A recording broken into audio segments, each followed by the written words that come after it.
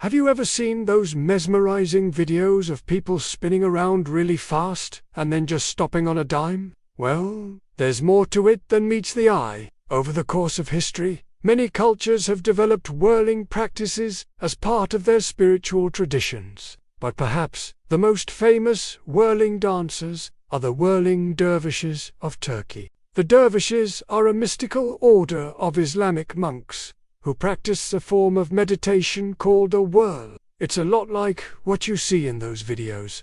And it's not just a dance. It's a way to achieve a deep state of concentration and mindfulness. The word dervish comes from the Arabic word for pauper or beggar, and it was used to describe these monks because they gave up all worldly possessions to devote themselves to spiritual pursuits. Dervishes come from various Sufi orders, which is a branch of Islam that emphasizes spiritual practice over strict adherence to religious law. To become a dervish, one must undergo a period of intense training, both physical and mental.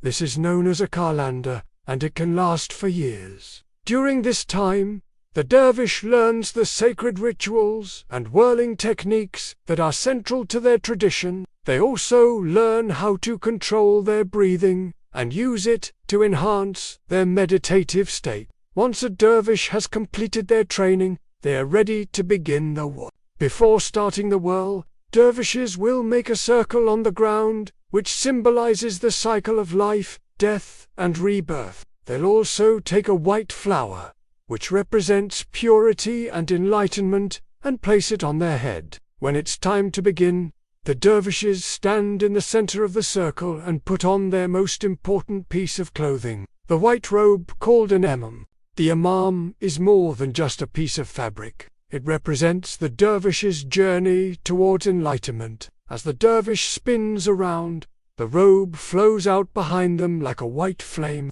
This is meant to symbolize the dervish's rising spirit as they move faster and faster.